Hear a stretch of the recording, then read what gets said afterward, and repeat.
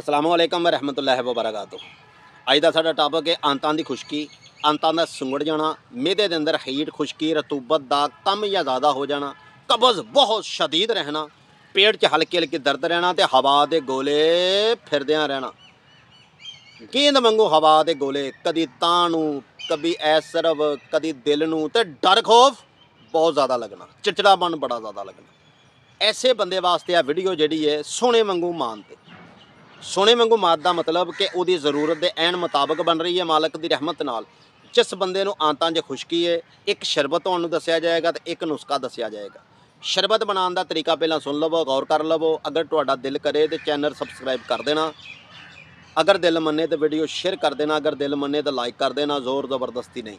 अगर किसी शै नूं दिल ना करे तो 11 वारी दरूद आले मुहम्मद अलहमदुलिल्लाह लाजमी पढ़ देना। 1 किलो अंजीर लैनी है, 1 किलो सोडियम लैना, 2 किलो पानी दे विच दोवें चीज़ों को रख के उबालना शुरू कर देना। देखोगे कि पानी ही रह गया, हर चीज़ हल हो गई है। बाद च इहनूं भुन लो, थल्ले ला के अलहमदुलिल्लाह इहदे अंदर कोई गुड़ कोई शै नहीं पानी, शरबत तैयार है। 5-5 चम्मच 3 टाइम इस्तेमाल करने ने। और दूसरा नुस्खा गौर दे नाल सुन लो कि इहदे अंदर 3 चीज़ां इस्तेमाल तुसां करनी है। जिहड़े बंदे कहंदे ना कि पेट च गुड़ गुड़ की आवाज़ है, पेट च गुड़ गुड़ गुड़ गुड़ ऐ जिवें हांडी रिझदी पई है, बुड़ बुड़ करदा है भाई, पेट च शोर हुंदा है, चिड़चिड़ापन बड़ा है, गुस्सा बड़ा है भाई, गैस चढ़दी है दिमाग नूं भाई, दिल दे पट्ठियां नूं। सारी गल है दिमाग नूं जदों गैस चढ़ेगी, दिल दे पट्ठियां नाल टकराएगी, दिल कमज़ोर होएगा, पट्ठे वीक होणगे, डर खौफ ते चिड़चिड़ापन बड़ा रहेगा बंदे नूं। ते कब्ज़ शदीद कहंदे ने बाबा जी कब्ज़ ते टुटदी नहीं साडी, अल्लाह की रहमत हो जाएगी, परेशान ना होया करो।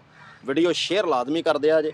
तुसां लैना सब तो पहला 1 तोला सिर्फ दा, 2 तोले सगंध लैनी है, 2 तोले जमाल घोटे के बी लैने ने। इनू पहला तवे ते बरियां कर लिया जी।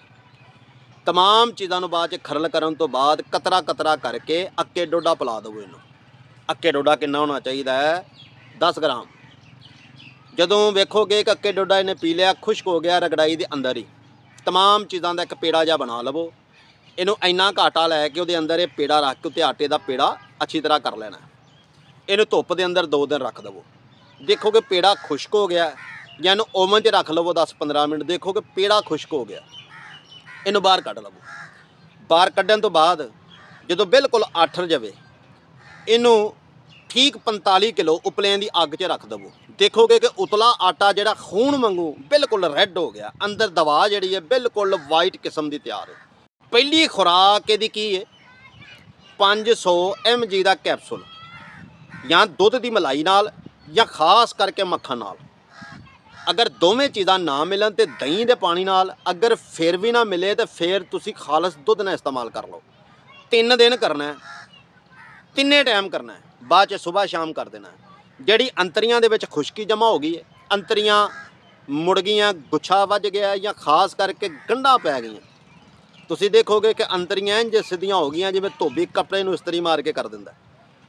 अंतरियां दे अंदरों सोजिश खत्म हो गई है, जख्म खत्म हो गए ने, खास करके अंतरियां की सफाई हो गई है। गैस कब्ज़ का पहले दिन ही अल्लाह की रहमत नाल हल हो गया।